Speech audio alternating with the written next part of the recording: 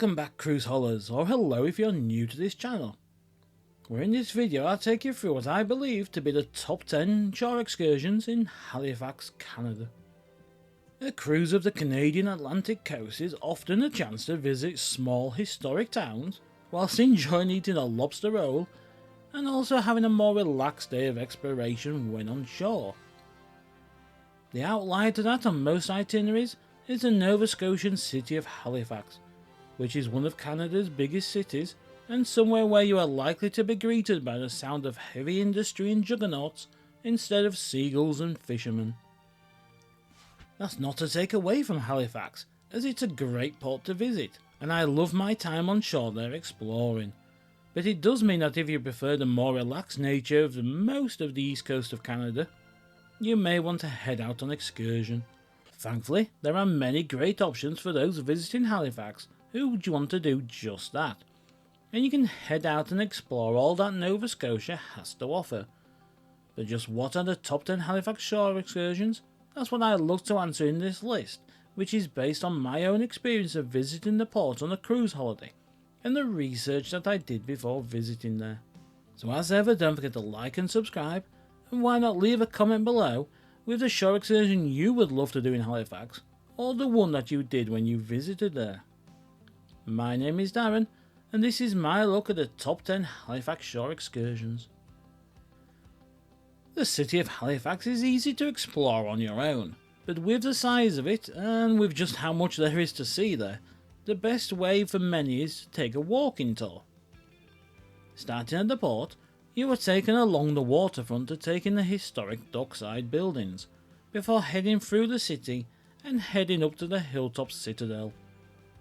By joining a guided tour of the city, you can gain an understanding of the sites you are looking at, gain local knowledge of what life is like in Halifax, and also avoid wasting time and effort exploring parts of the city that aren't really worth visiting.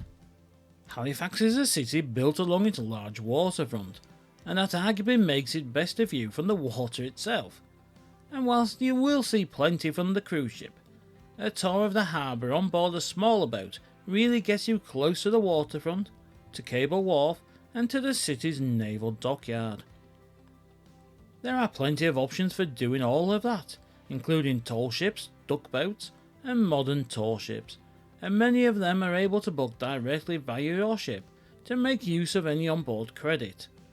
Or you can do it online before you go, or even when you get there, if you want to make sure the weather's going to be sunny first.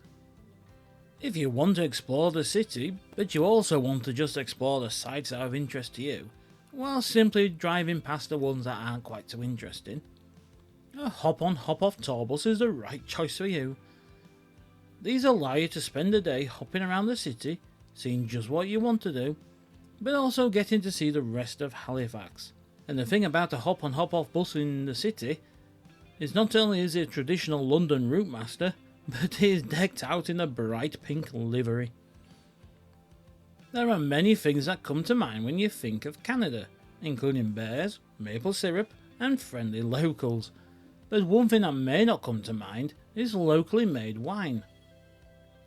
That is exactly what can be found in Nova Scotia's Annapolis Valley, where you can explore its beautiful countryside whilst enjoying a guided coach tour before arriving at a local winery.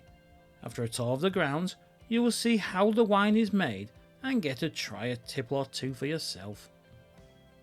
If you prefer not to walk too much when on shore, or if you have mobility issues, or of course you simply don't want to risk spending the day walking around in the rain, Halifax is in Canada of course, why not simply choose to head out on a guided coach tour of the city?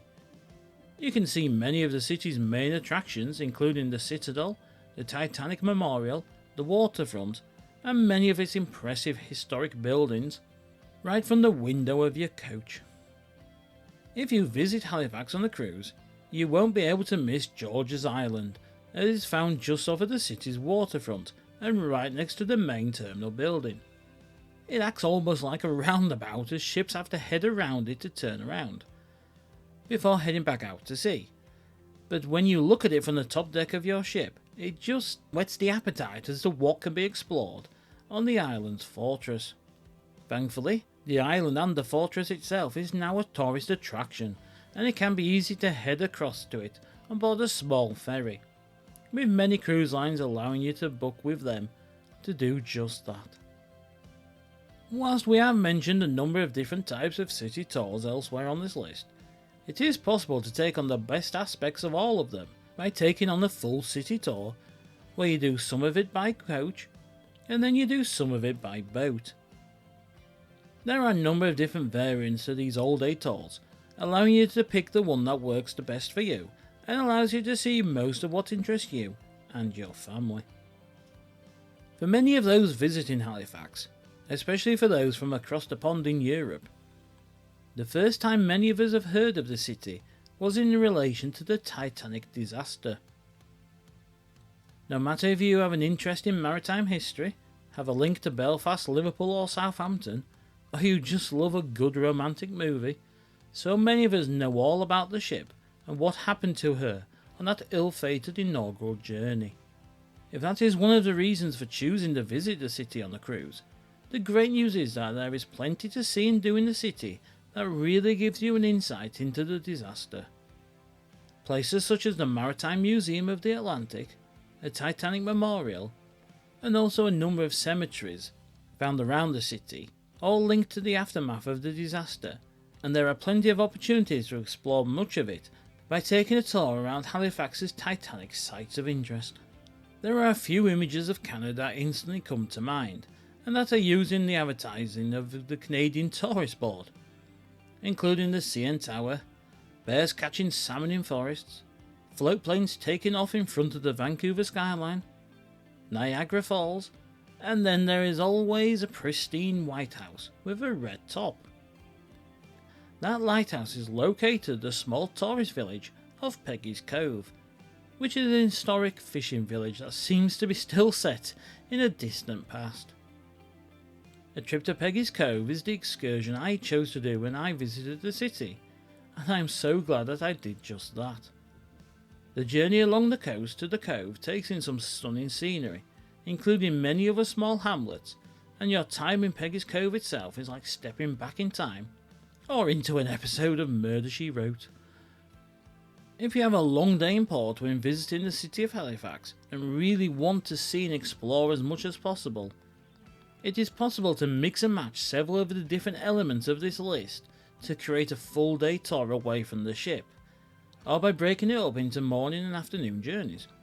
With most excursions taking around 3 to 5 hours, you can combine them and enjoy a tour of the city, a trip out to Peggy's Cove, and a visit to the main Titanic sites of interest, all on one full day of exploration for those with a long stay in port. So all that remains to be said is thank you so much for watching. I hope you enjoyed my look at the top 10 Halifax shore excursions, and see you next time.